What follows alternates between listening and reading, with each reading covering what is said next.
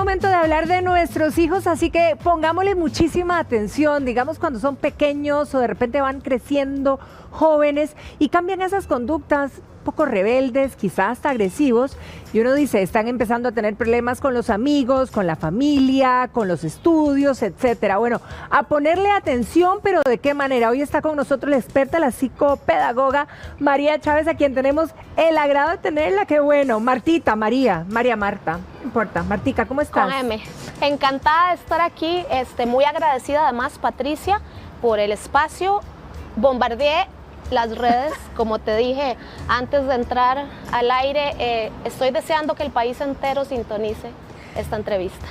¿Qué pasa, verdad? Porque los chiquillos se van convirtiendo en jóvenes y donde cambian esas conductas, donde se ponen rebeldones, viene esa frase que tanto oímos, nada, tranquilo, que es propio de la edad. ¿Qué tanto está pasando y hasta qué punto esto realmente es realidad? Creo que eso es solo una pequeñísima parte del problema. Si bien es cierto que sobre todo cuando entran en la adolescencia suelen ser más impulsivos y más rebeldes, por cierto, padres y madres, no sé en cuál cámara estoy, esto es normal, ¿ok? Los adolescentes no tienen desarrollada esa función de freno en la corteza prefrontal, ¿ok? Por eso no piensan, actúan, no miden las consecuencias, sino miden el impacto que lo que ellos hacen y dicen tiene para el resto. Es cierto, pero tenemos que dejar de echarle la culpa a la etapa, tenemos que dejar de responsabilizar a los dispositivos electrónicos, a la maestra, al vecinito, al clima y hasta el gobierno, a Mercurio retrógrado. Es decir, hay algo peor que está sucediendo en los hogares. Los padres no están modelando correctamente, no están buscando ayuda y no están tomando responsabilidad. Eso es importante porque, vamos ahí, en ese foco, porque uno se pregunta, ¿por qué actúan así? ¿Por lo que están viendo en el hogar? ¿O cuáles verdaderamente son esos factores, verdad? ¿Por lo que hacen los padres, por lo que ven los padres? ¿Qué pasa? Pasa que los padres no han entendido, número uno, que cuando un docente, por ejemplo, indica, busque ayuda, estamos teniendo un problema, el niño, el adolescente ya está agrediendo a los compañeros, está presentando conductas disruptivas, pasa que los padres dicen, no, esta maestra está exagerando, y nunca está exagerando, nunca. En segundo lugar, pasa que están, como te dije, modelando incorrectamente. A ver, en mi consultorio yo trabajo problemas de aprendizaje y de conducta, Patricia, a eso me dedico, nadie me lo tiene que contar, yo lo veo. La educación no es que está en decadencia, es que la hemos olvidado. Padres que mienten, que me piden mentir. Un papá que me dice que le dio un fajazo a su hijo porque le dio un portazo, casi le tira la puerta en la cara al hermanito el día que la liga perdió. Híjole. Y yo le pregunto, ¿de quién ves? O sea, ¿quién modela esto? Ahora, a propósito de lo que estás diciendo, Marta, ¿cuáles son las conductas de los padres, de nosotros, verdad?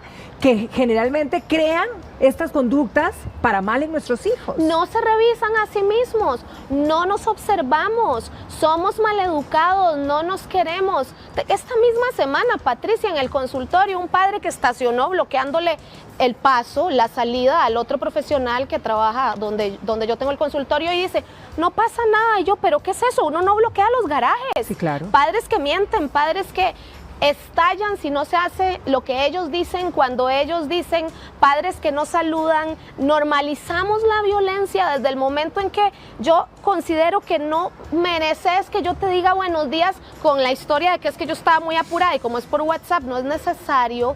Padres que pierden la paciencia, padres que piensan que la maestra se lo tiene que resolver, padres que están esperando que yo hoy aquí en Televisión Nacional les dé la receta mágica.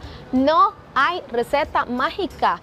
Para lograr enderezar este barco necesitamos entender que esto es un proceso, que tenemos que trabajar desde las bases y las bases somos nosotros mismos. Vuelvo al ejemplo del partido y yo preguntaba, ¿pero de quién ve esto este chiquito? Bueno, yo me molesto, me dice el papá, pero es que usted tiene que entender, ¿verdad? Que uno no anda de su mejor humor cuando el equipo que uno apoya perdió y yo no, pues fíjate que no lo entiendo. O sea, yo puedo, pues entiendo, claro, entiendo que hay un problema, entonces usted revísese, trabájese, pero ¿qué es eso? Es que no es normal. ¿Y con qué autoridad moral yo le exijo a mi hijo que exhiba una conducta que yo no estoy mostrando?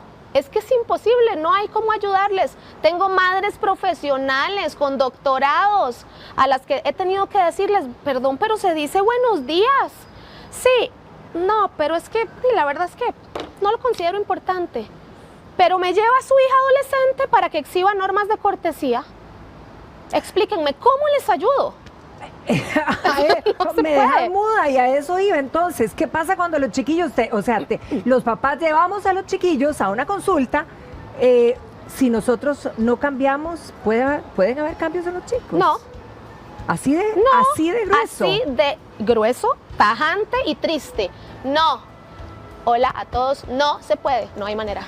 ¿Qué mensaje le podemos dar a papá y mamá? Porque yo creo que en el fondo todos los padres queremos que nuestros hijos se formen de la mejor manera para que sean no solamente buenas personas, sino buenos ciudadanos. Exacto, eso te decía, porque muchos, ahorita te comentaba, sobreprotegieron a sus hijos, no pusieron los límites de manera correcta cuando eran pequeñitos, porque pobrecito, es que yo no le pongo límites porque quiero que sea feliz. Y ahora que son adolescentes y están inmanejables, se lavan las manos como a Pilatos y dicen, no, ya yo no me voy a meter, que haga lo que quiera. No, no, no.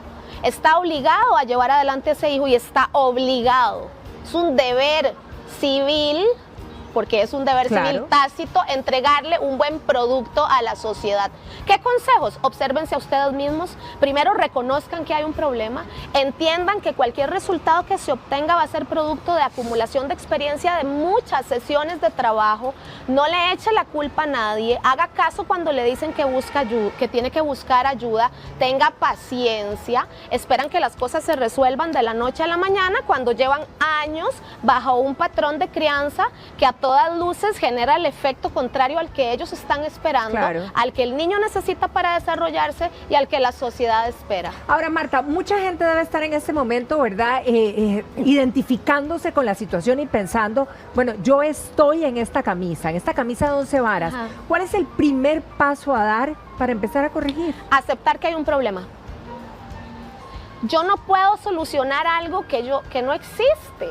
Yo no puedo decirte, yo no voy a acomodar estos vasos y estas florcitas tan lindas que hay aquí si yo veo que están bien, si desde mi percepción están bien. Claro, no, acepte que hay un problema, luego revísese a sí mismo y acepte que ha cometido errores y no está mal, está bien, esa es la naturaleza. Cometen errores como padres y los van a seguir cometiendo. Ese no es el problema, Patricia, el problema es no aceptar que se comete un error, porque si yo no acepto que estoy cometiendo un error, si yo no acepto que el hecho de haber dado a luz a un hijo o haber engendrado a un hijo a mí no me convierte en experta ni en conducta, ni en psicología, ni en aprendizaje, si yo no acepto que del mismo modo que si al chiquito le da una alergia yo necesito ir al alergólogo, así cuando tiene un problema de conducta yo necesito buscar ayuda y eso implica que yo tengo que seguir instrucciones y oír cosas que yo no quiero oír.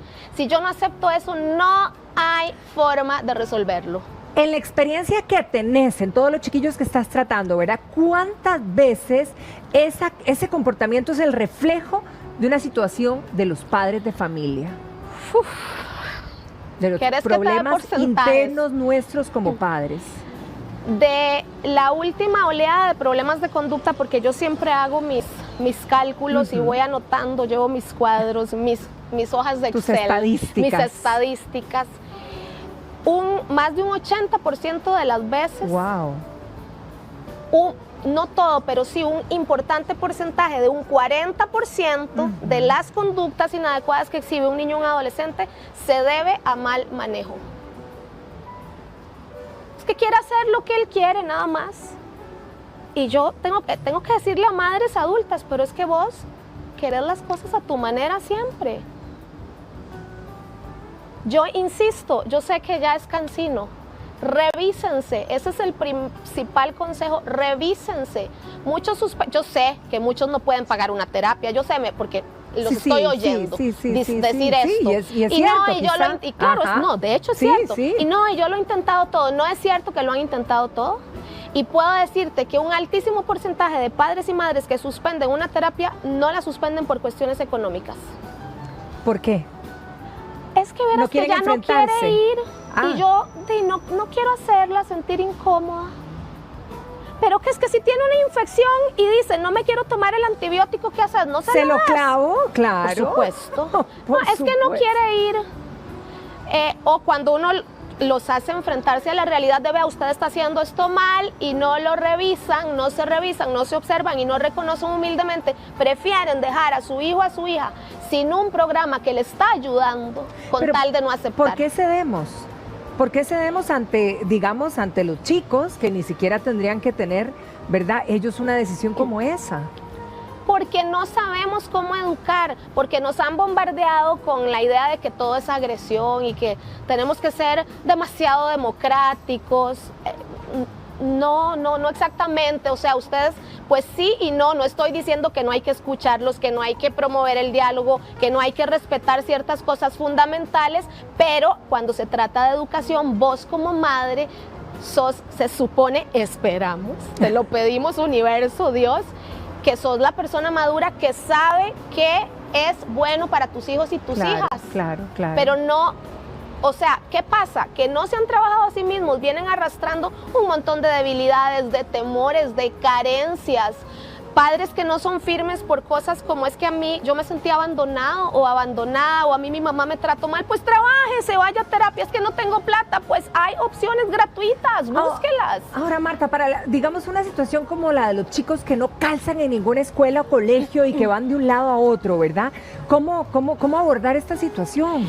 Esto, y tengo varios así, cada vez tengo más. ¿De verdad? ¿Okay? Es terrible, de veras, si yo les contara, pero no puedo, ¿verdad?, dar demasiados detalles por cuestiones obvias relacionadas con la ética, pero estos chicos usualmente vienen arrastrando una historia de frustración y fracaso, ¿ok? Que por supuesto se incrementa con la etapa.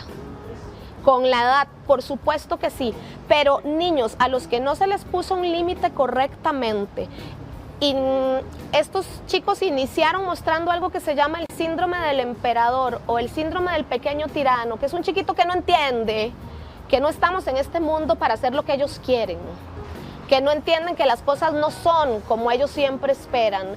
Nunca se les puso un límite, estos padres no buscaron ayuda y desarrollan en la adolescencia algo muy peligroso que se llama TOD, trastorno oposicionista desafiante, que consiste justamente en eso, en oponerse a las figuras de autoridad. Y si eso no se trata, puede derivar hacia algo que se llama trastorno disocial. Sí, la antesala de la psicopatía. El trastorno disocial, personalidades narcisistas, solo importo yo y lo que yo quiero y lo que yo necesito, y no me importa que sos la maestra y te paso por encima. Y las maestras están igual, madres docentes a las que les tengo que decir, se dice buenos días. Yo creo que hay mucho que examinar, Marta. Es el tipo de núcleo familiar en el que nuestros niños y adolescentes se están formando, y esa es la sociedad en la que estamos viviendo, y hasta que no lo aceptemos no vamos a resolverlo, y esto ya se nos salió de control y seguimos pensando que el gobierno tiene que hacerlo, la maestra, los dispositivos y etcétera. Marta, muchísimas gracias por venir a examinar este tema y gracias por hacer este llamado de atención, porque nuestros chicos son el futuro del país y del mundo. Muchísimas gracias y seguiremos con esto, porque es de vital importancia. Gracias. Muchas gracias.